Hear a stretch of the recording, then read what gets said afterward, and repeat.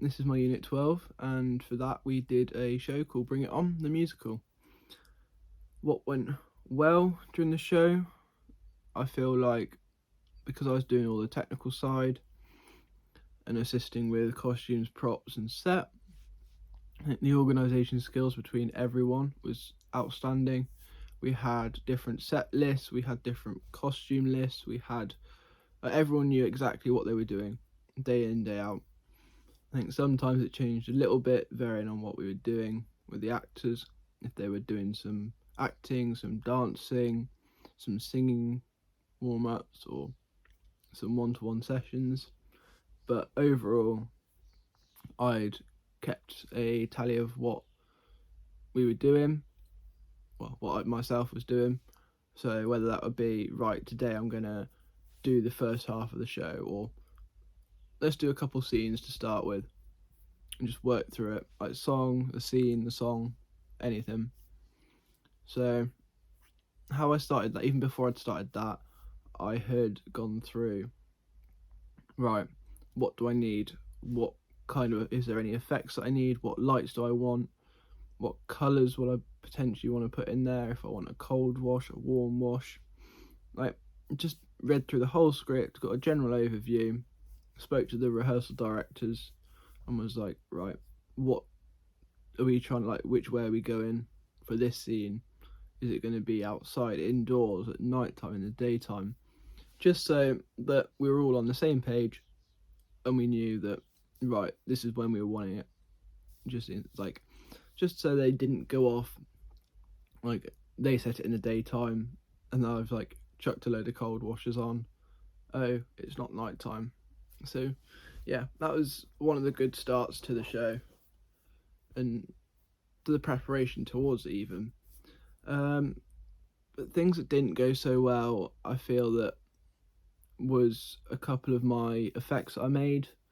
One of them was that there was an effect like there was some red lights at the back. There were LEDs, and they turned on and off for the word "move" during a song.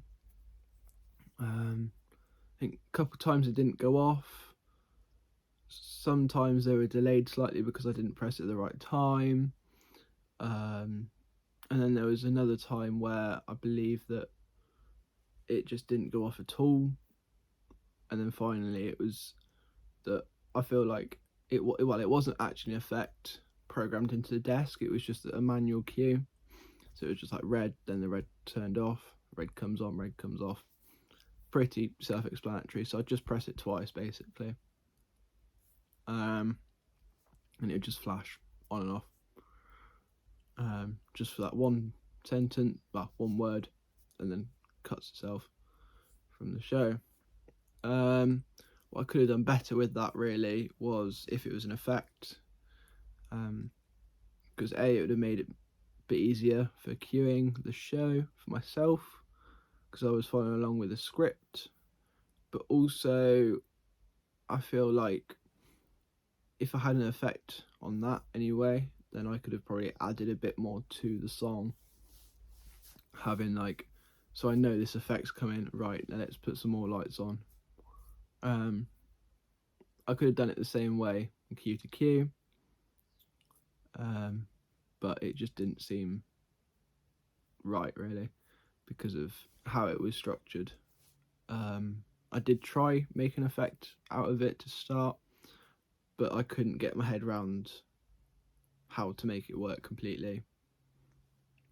But no, besides that, there was some lovely effects that I put in. Like there was Friday Night Jackson, which was one of the songs that we did in that show. It's actually in the show itself. And I had the side lights of the stage, on stage, flash on and off, the pulsating. Just like some sections of the songs where it would be a dance, where it would be the start, because it started off like they wanted it to be like a slow motion effect almost. I would have loved to have increased the speed of the flashing, but due to a couple of the cast members being epileptic, I couldn't.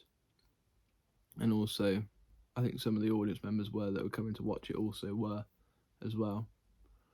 So we dialed it down a bit. so it was all still absolutely fine for everyone, and there wasn't any incidents there, so that was a good avoidance. Yeah, I avoided that situation a bit. What I could have done differently if I was to do the show again, it would have probably have been a couple of the effects, some of the scenes. By the end of the show, I'd added too many cues for some sections or not enough for others, so I was jumping about a bit, which I'd made note of. I'd done them, I'd recorded them. I think I must have duplicated them on accident. So I think if like next time if I sit down before the show starts or something for about half hour, just flicking through all the cues, potentially that might help a bit, just to check they're all there. Because we had an incident beforehand, before like the week of the show, I'd come to use the show file and the cues weren't there. That was solely because someone had gone onto the desk and overwrote the show, because they had saved the blank file that we used to start, and accidentally saved it on top of my work. But luckily we got it backed up onto a USB stick, so it's just a case of plugging it back in, re-uploading the show onto that show file, and we're all good to go. But besides that, I feel like the show did go really smoothly. There was the only real technical issue during the show was that we've missed one scene. That was solely because it was meant to be the first scene that opens the show. So there's a bit of dialogue with the actor on stage as a monologue, then it bursts into a song, and then the song was meant to stop. The other scene then goes, and then the reprise of the song goes on after that. But it was one track, so we had to pause it and start it again. But during that, we'd paused it, and I think we'd actually set it on a QLab as a follow-on cue on accident, so it then just continued through the song. But the actors did an amazing job at recovering that. It was seamless, and no one in the audience actually knew. Even the directors and the teachers, well, the teachers that were watching at the time, they're like, we couldn't have noticed. And if I look, even when I look back on the footage of the show, I knew it was there, but if I didn't, I probably wouldn't have known myself either. So it wasn't too bad. It was just a very long song instead, because there wasn't really a pause. It's like just a break in the song, then it jumps straight back in. But besides that, there isn't really much else on the show itself I can say. I think we used a couple of ETC Source 4s. So we had, on the rig itself, we had some Martin MX4s, but again, I didn't put them on for any of the programming, just because they're more like a scanner fixture than moving heads, which, if I had the budget to, I'd have loved a couple of moving heads at least. We had some floodlights, Fresnels, Parkans, more so just a generic rig really, just to light the stage up, with 3 LEDs on the back bar pointing towards the audience. The other light that I'd made to focus specially on was that there was a Fresnel right in the centre pointing directly at the audience. That was just to highlight a character when they had a solo moment. So there was a light behind them, LEDs and a front light, but it was that I dimmed the front lights down and put the backlight that illuminated them on full blast, well, full intensity even, just so it gave them just a bit of an outline really, and made them stand out from the audience, well, from the rest of the actors, just to focus on that one sole moment. There was a couple other specials that I'd moved around, because originally, before the show even, we'd started programming and teching it, I got the rig that was up there, took a load of the lights down, and replaced them in a different location on the rig, and then ended up repatching the desk, so it made a bit more sense to me.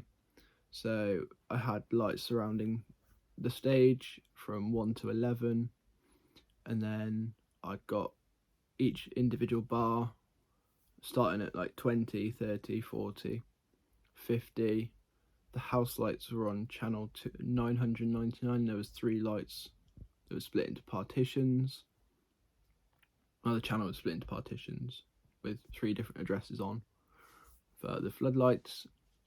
And then we had there was a light directly above the tech box that was on 900, just so I could easily just type in 900. I knew exactly where it was.